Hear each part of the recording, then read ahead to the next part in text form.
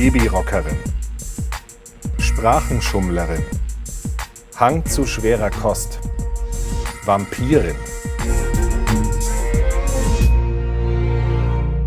Erstmal die Personalien bitte. Ihr Familienname? Prohaska. Vorname? Anna. Nationalität? Österreichisch. Und britisch. Seit neuestem. Geburtsort? Neu-Ulm.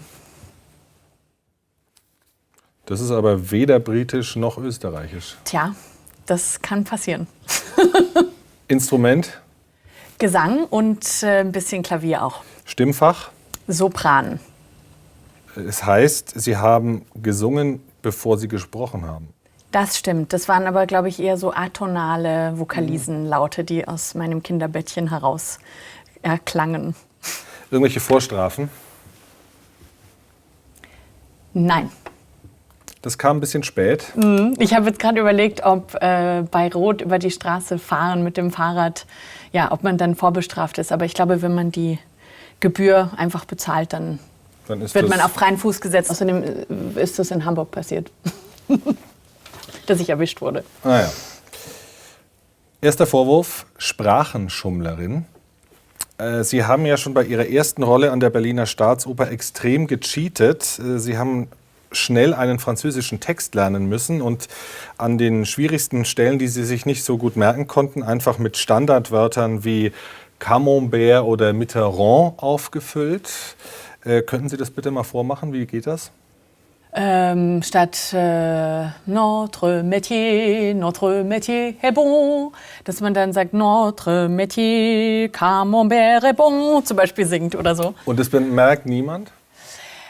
Das Gute ist, mir ist das nur bei so Ensembles passiert, wo wirklich viele Leute zusammengesungen haben. Und ich habe dann immer geguckt, weil ich eben das in so kurzer Zeit, also über Nacht auswendig lernen musste, dann einfach meine Solostellen so gut mir eingebläut habe, dass ich dann einfach nur bei den Stellen geschummelt habe, wo es einfach durcheinander ging und wo man es eh nicht mitbekommen hat. Aber dafür zahlt dann trotzdem jemand im Publikum 200 €. Finden Sie das nicht ein bisschen unverschämt? Ich glaube, es ist besser, als wenn die Vorstellung ausgefallen wäre und die Leute alle nach Hause geschickt worden wären. Das ist ein Argument. Welche Sprachen eignen sich denn besonders gut zum, ich sag mal, Bescheißen?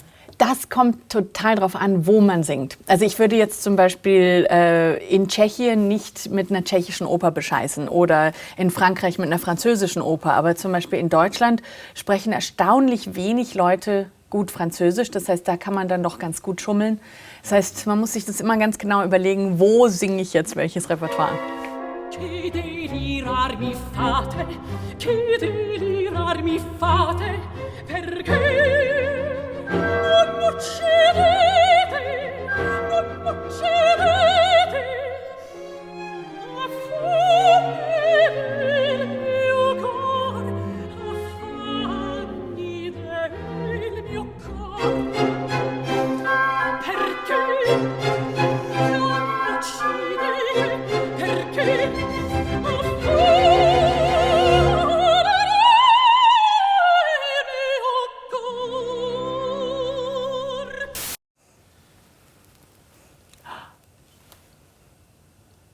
Ist das ein Test, ob ich irgendwie Vampir bin oder so?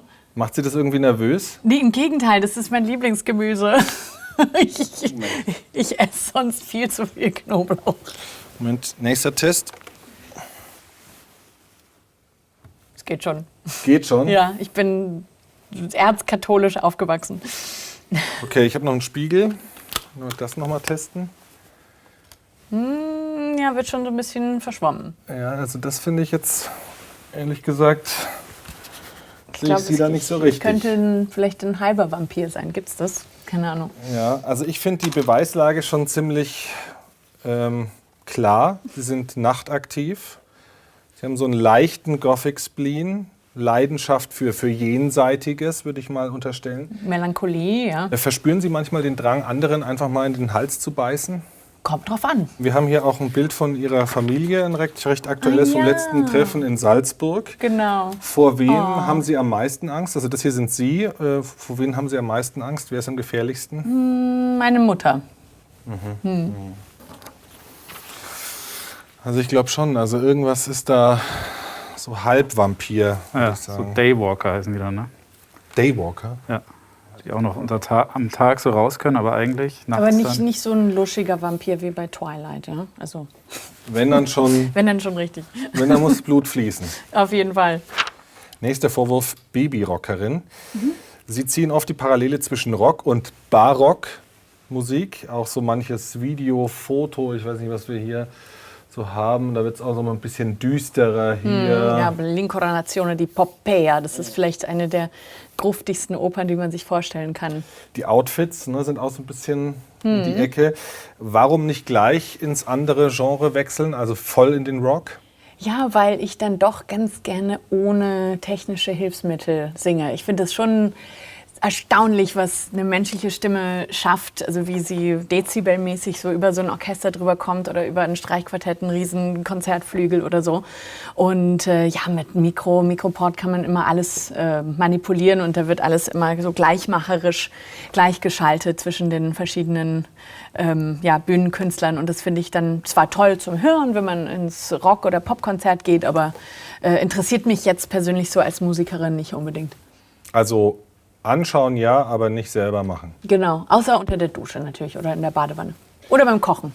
Wir werden trotzdem kurz checken, ob Sie eine Möchtegern-Rocker sind oder tatsächlich eine harte Braut. Und zwar eine Aktion Headbangen. Okay.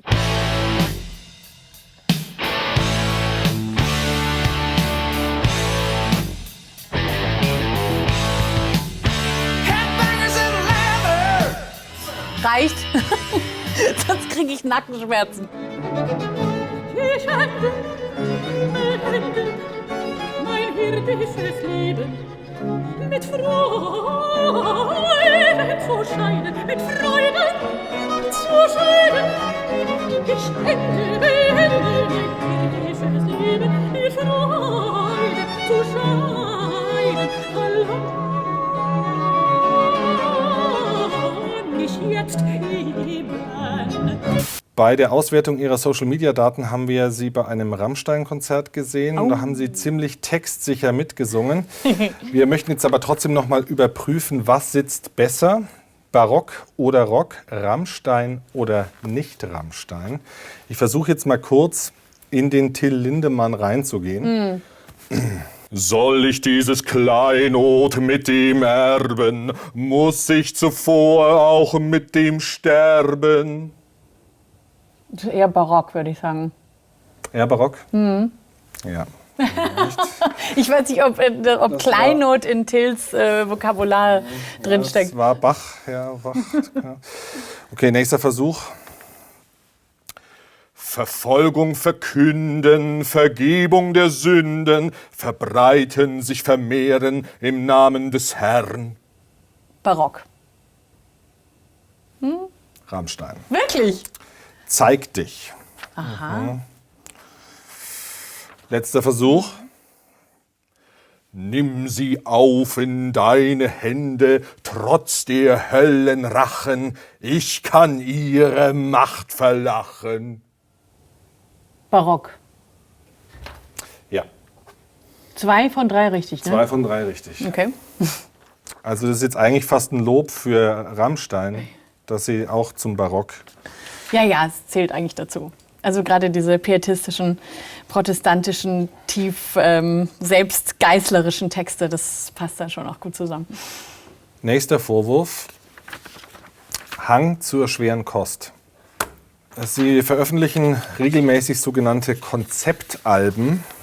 Also hier zum Beispiel Behind the Lines 2014, Lieder rund ums Thema Krieg, Verlust, Angst. Dann hier Paradise Lost von Purcell, Barock bis Aribert Reimann, also moderne. Zieht es dann nicht auf Dauer wahnsinnig runter, wenn man dann die ganze Zeit Krieg und dann... Na, im Gegenteil, weil ich meine, ich kann ja sozusagen, das ist ja wie so ein Ausgleich für, ich bin doch eher eine frohe Natur, kann man sagen, oder versuche doch immer eher das Positive im Menschen zu sehen und so weiter. Und dann gehe ich so richtig in der Kunst oder in der Musik eben in die Vollen und in die Tiefen. Und ich finde dann einfach auch, dass melancholische Musik oftmals einfach auch vielschichtiger ist. Und, aber natürlich die besten Stücke oder die besten Opern sind auch die, wo eben das Tragische in der Komödie oder das Witzige in der Tragödie vorkommt. Also ganz à la Shakespeare. Das ist eigentlich immer das Allerbeste. So beide Welten immer so genau dosiert. So ist ja auch das Leben. Es ist ja nie immer alles komplett traurig oder komplett lustig. Wir haben aber trotzdem so ein bisschen Angst, dass Sie da zu sehr abrutschen. Und wir sind ja nicht unmenschlich, wir haben eine Therapie. Ich glaube, das tut ab und zu mal einfach ganz gut. Einfach so einen Operettenklassiker zusammen zu singen. Oh Gott. Dann einfach mal danach spüren, wie geht's Ihnen danach. Ja. Bei Rüssel am Wolfgangsee, da steht das Glück vor der Tür und ruft dir zu, guten Morgen, tritt ein und vergiss schon deine Sorgen. Und musst du dann einmal fort von hier, tut dir der Abschied so weh. Dein Herz hast du verloren im weißen Rüssel am See.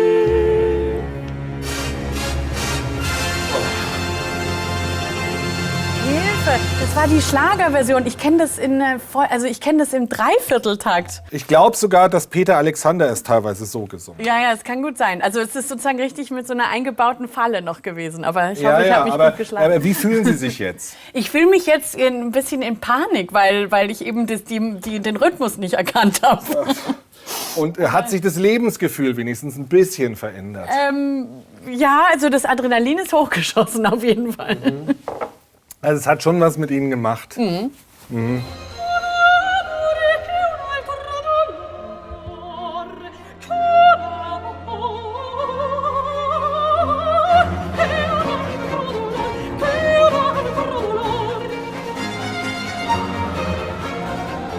Gut, wir kommen zum letzten Teil vom Verhör, zum Kreuzverhör. Sehr frühe Matinee singen oder Essen mit dem Veranstalter. Essen mit dem Veranstalter, auf jeden Fall. Warum? Frühe Matineen sind das Schlimmste, was man sich vorstellen kann. Kalb für Schnitzel oder Huhn für Suppe schlachten? Huhn für Suppe schlachten. Würden Sie machen? Ja. Rolle in fader Inszenierung singen oder langweiliges Konzert runternudeln? Konzert. Das sind immer kürzere Zeiträume, da tut es nicht so weh. 6 Stunden Wagner im harten Gestühl oder 3 Tage Wacken Open Air Heavy Metal ohne Dusche? Na, Wagner dann doch eher. Also, Markus, sie kennt die Tricks. Ja. Sie weiß, wie man auf der Bühne professionell bescheißt. Das ist schon mal ganz klar. Ja. Also da ist sie Profi. Daywalkerin wahrscheinlich. Ja. Das ist jetzt so. Das Headbang war ganz okay. Und sie war sehr gewieft auch darin, quasi immer schön durchwursteln. Und beim weißen Rössel kriegt sie dann auch Panik. Ja. Aber Schlachten tut sie trotzdem. Ich würde sagen, es gibt Auflagen. Dann kommen sie hier raus. Okay. Keine Sekundärliteratur mehr. Und vielleicht ab und zu mal ins Münz Mallorca, also Solarium, einfach mal vielleicht mit Markus zusammen in den Assi-Toaster. Das wäre gut. Bisschen UV tanken. Ja. Bitte einfach dann bei uns immer nachweisen. Hier ist noch die eidesstattliche Versicherung. Bitte unterschreiben. Vielen Dank. Bitteschön.